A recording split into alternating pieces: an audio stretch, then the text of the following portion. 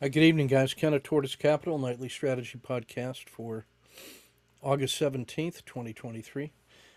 I liked the impromptu discussion yesterday, and I did a lot of scribbling, so I thought I'd convert it into actually readable artifact here. I'm calling right now the operational team or our operating process. And essentially, it starts up here that we're living in the world and we have our identity, which leads to our value and our purpose, and causes us to desire some objectives, things we want. To get to those objectives, we have a strategy, then we design some plans, and then we're going to employ some systems to help us get there in a reliable manner. And then we set out our radar screen to take a look at the markets that we're working in, and what we're scanning for are critical states which move around the radar screen in different parts of the world and time and sectors and all that stuff. And in each of those critical states, we have targets, and we're going to use an architect to draft up the plans for that particular opportunity. And our framer is going to use standard templates to rough out a practical way to achieve success given the broad design of the blueprint. Put together, that becomes our trading plan, which we rehearse. And then we commence stalking. And the way we stalk is that we give all of those ideas down to a scout or scout team who are looking at specific opportunities to see if the entry conditions are getting closer. And each one of those little opportunities is, when we start stalking them here, is typically the specifics of what makes it a compound critical state, why it's en fuego, why is it hot and got attention. And we use our standard norms to identify where the yellow zone might be and where an entry signal up and an entry signal down might be. And so the scouts are going to be monitoring all those things that we have prepared. And then when the alert comes, we get our trading team together, which is the trader who's going to pull the trigger and the fireman who's going to save his life. And the trader's job is to pull the trigger and take the shot. And the fireman's job is to ensure we've got safety and security and that we can get that thing to no lose plus dinner for two as soon as we can. And then we send those two guys off to rest because they've done their job.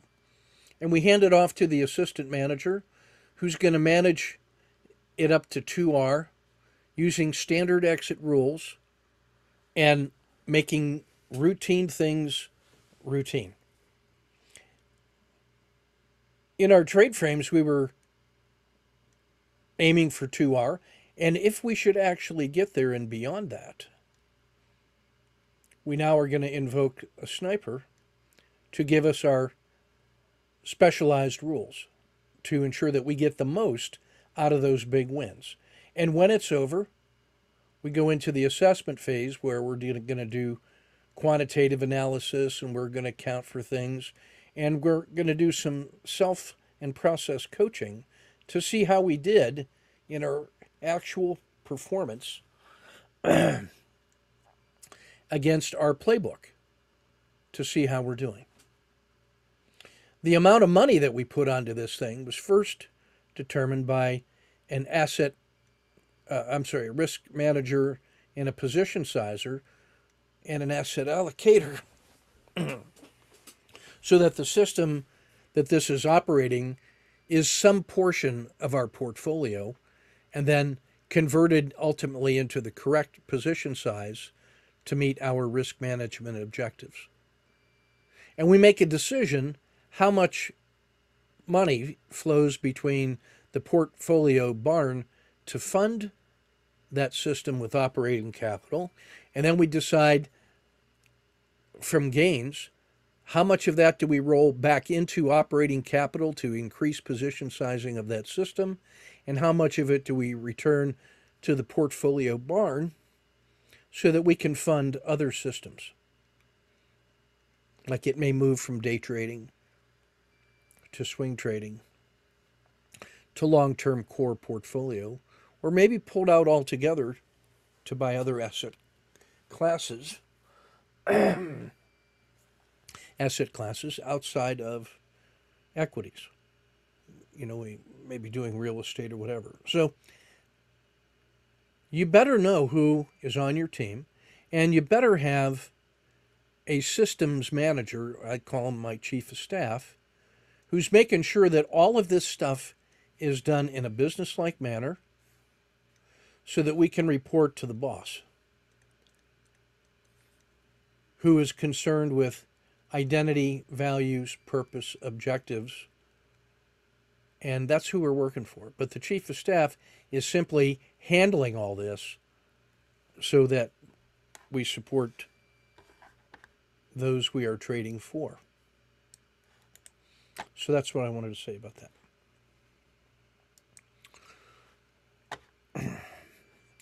30-minute hybrid swing portfolio. Alcoa. Now, you'll see these two vertical red lines.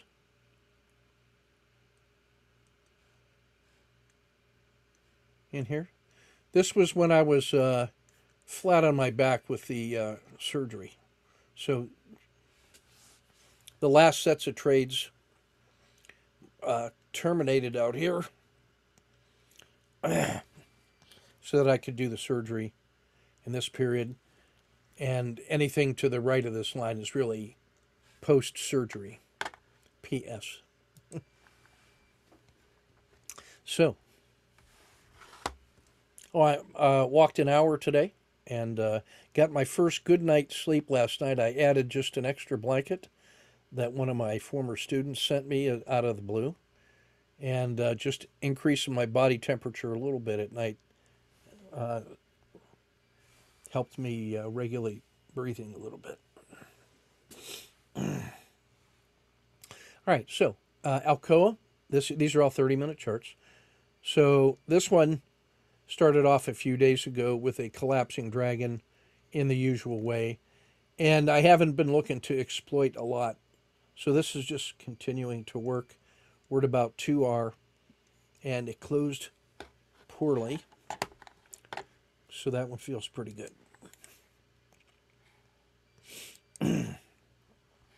AI, similarly, a couple days ago, took the collapsing dragon.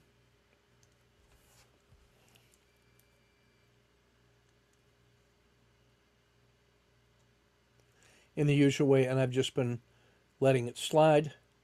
This one is at about +4. Caterpillar, I initiated, whoops, excuse me, surprised my own self there. Caterpillar, I initiated the Kata 2 on this series of lower highs. And so today's little gap up and then sell off, I waited for it to come through the dragon to trigger and the PSAR to flip. Standard risk, we're holding about +1.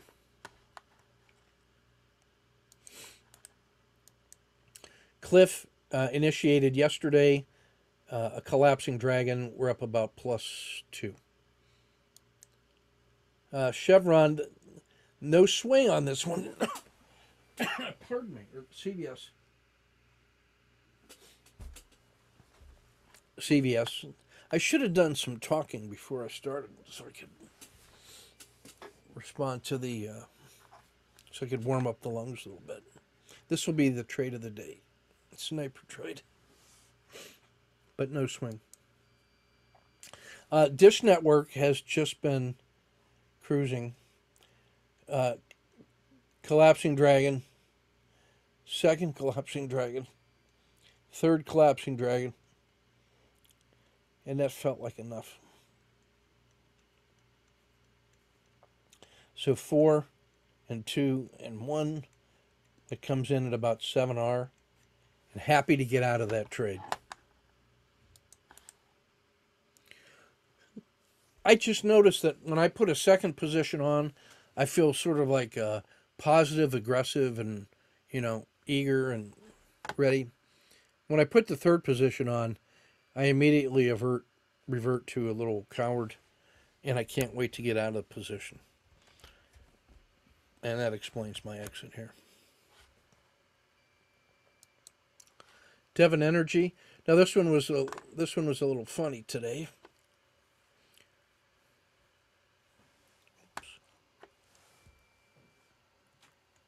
So it closed here yesterday. It was a big gap above the PSAR flip and Dragon and the RL10 peak. So I bought it on the way up. It ran up this far, and I had to cash something to make bank in here against that risk. And then it just went sideways, and then everything was collapsing, so I gave that a try. And it didn't really collapse like I wanted it to. And so I took essentially about half an hour on two trades. Electronic Arts initiated the collapsing dragon, as you can see with the standard risk. And that's up a couple and closed weekly. Emerging markets, I tried the SSC, and there was no follow through, so we took a bit of a micro loss in there. Ethereum is collapsing. Mexico initiated the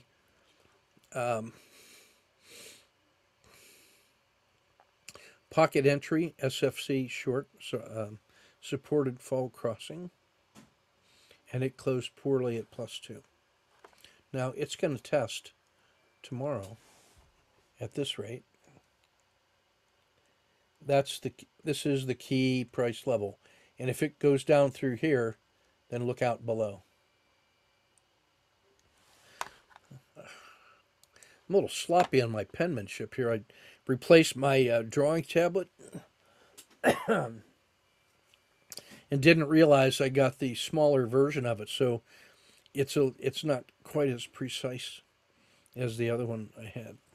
So I got the replacement coming tomorrow. I need the 4x6 drawing area is more suited to my chubby fingers. Brazil initiated the collapsing dragon. We're up about 2.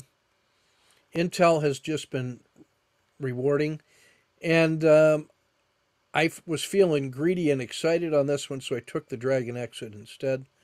This was a collapsing dragon when we started it yesterday. Collapsing dragon. Notice this would have been any entry short in this region would have been that pocket entry. But I couldn't pull the trigger. And then this one collapsed here, and you get a collapsing dragon with the dragon exit. Now, you would not be wrong to have taken this as the exit on the first position, provided that you entered somewhere around in here to re-enter. But everything has been in a slide, and this one felt correct to hold. IP, I was not all excited about putting IP in the portfolio several months ago, but I'll tell you what, this thing really does a nice job over extended swings. I mean, that's pretty good, that kind of movement. Now, I don't have a position on it, but I'm pretty happy with the way it works. And IYR is kind of the same way. It's been in a very long slide. And a couple, 3 days ago, we got the collapsing dragon continuation. And I just added another one today, just had to. And this one has quietly produced about 6R.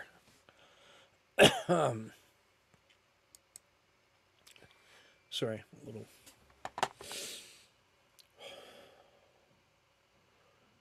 KRE regional banks, collapsing dragon, routine.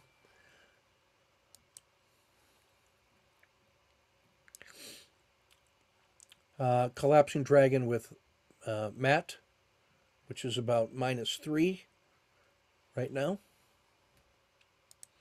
McDonald's, collapsing dragon. I was not really optimistic about this one, but you know when this last little bit of statistical support failed, I just looked and saw, you know, it's got all these descending vibes. I just felt like I had to take that, and it rewarded today like a crazy man.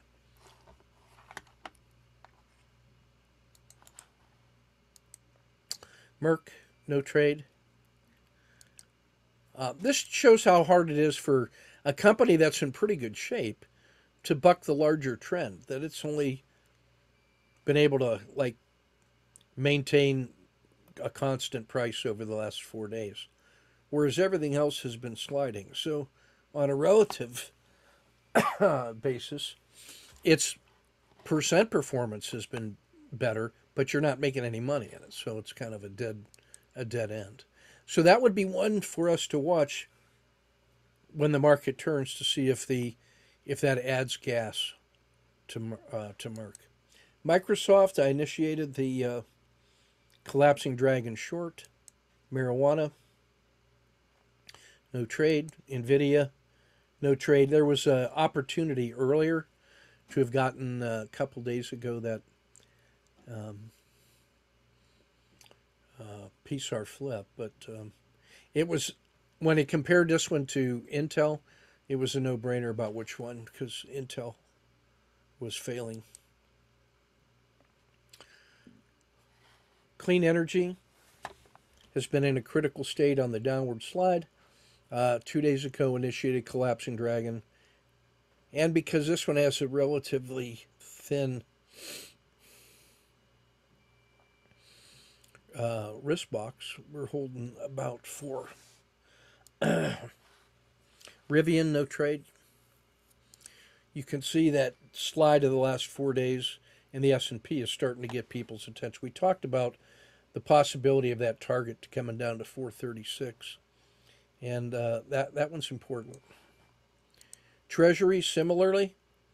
So if you thought that was the safe haven, not so much. Tesla covered the short. Oh boy. For about 4R. It immediately resumed to the downside, so I'll be looking to stock that one tomorrow. Just stalking U.S. Steel. My brother asked me to add Amazon, so let's see what we can do here.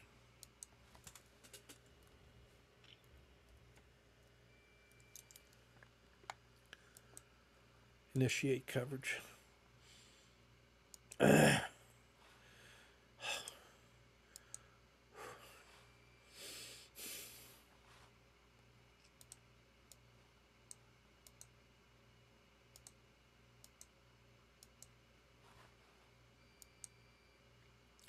All right, Yeah, so man. this is I'm in at on the Amazon. 15th. Yeah, on the 15th at 139, doing the short. But when Yeah, you so there's pull a back, quick look at the daily on this one. Yeah, that's looking yeah, pretty sad. My goodness. it's getting ready to go. Yeah. So if it gets to 125, it's or just shy of maybe Yep. 126. Yeah, I mean, we're kind of looking Collapsing for dragon all a day. test of this area here. Yeah. Because it's now going to close. There's nothing to hold it from closing the gap. So if it breaks that 30-day low, look Yeah. out below. Just something to watch, guys. Yeah, let's see what we got here.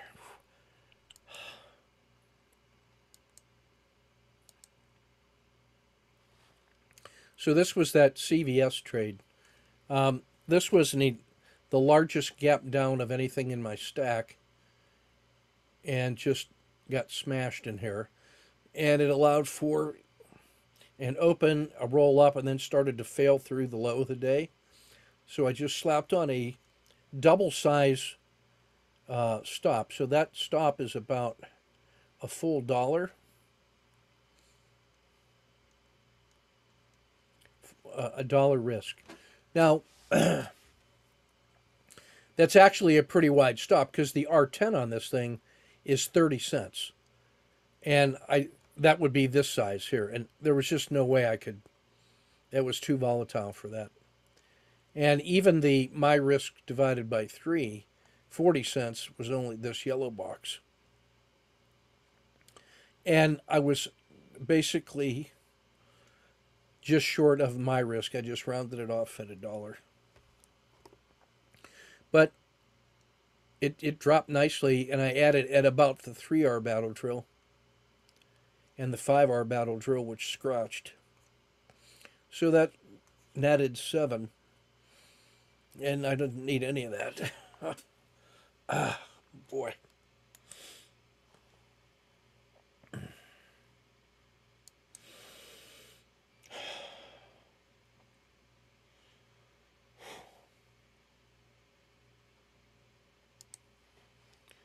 I had all these open. I wonder where I put them.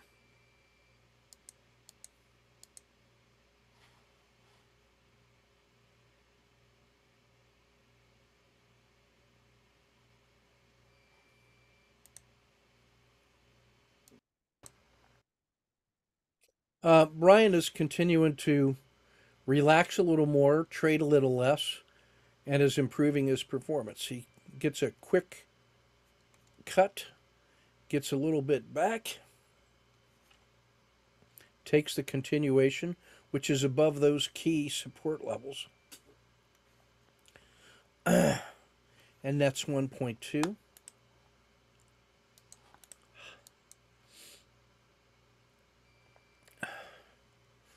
On the short side, on the Euro Aussie, gets a taste and then smashes it.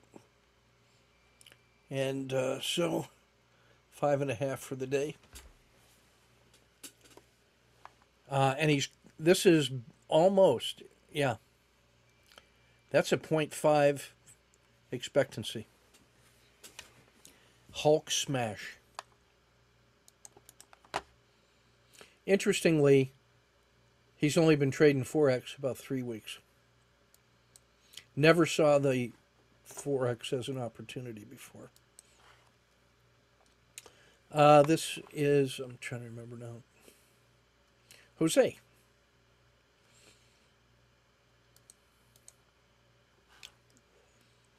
I like this one. He gets the PSAR flip, standard risk, aiming for that.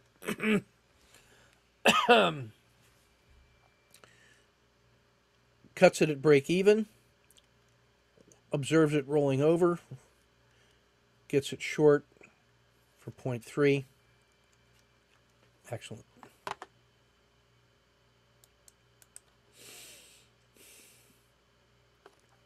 Now that's 0.3 because he's following our idea that you take your execution risk and set that equal to 0.2. He actually gets 1.5 of those. So if you were treating that as 1R, that would be a 1.5R.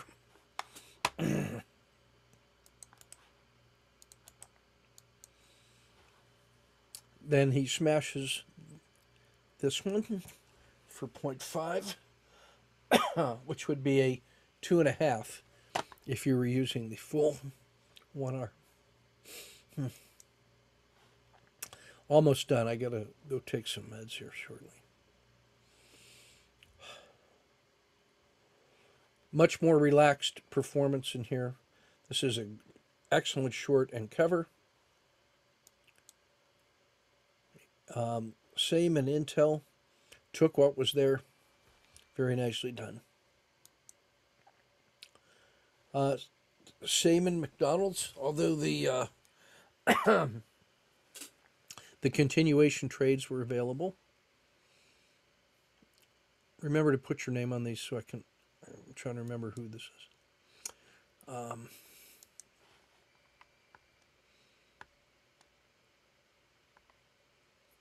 I think it's Hamad. Yeah. Much more relaxed. And then does a great job in Rivian. I want you to notice his self coaching. Sometimes you can get a little too close to the fire. It reminded last night's coaching session for him, reminded him of what he was doing in April, his best month of trading. He'd forgotten the importance of banking profits and then relaxing to observe other symbols and targets.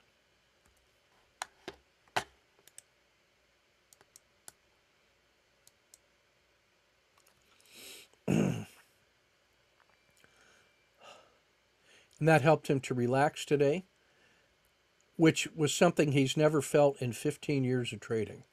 So we'll take that. And +2 for the day.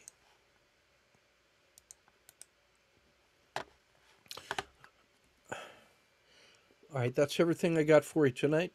I will get the daily report shipped out here shortly. Thanks for your patience.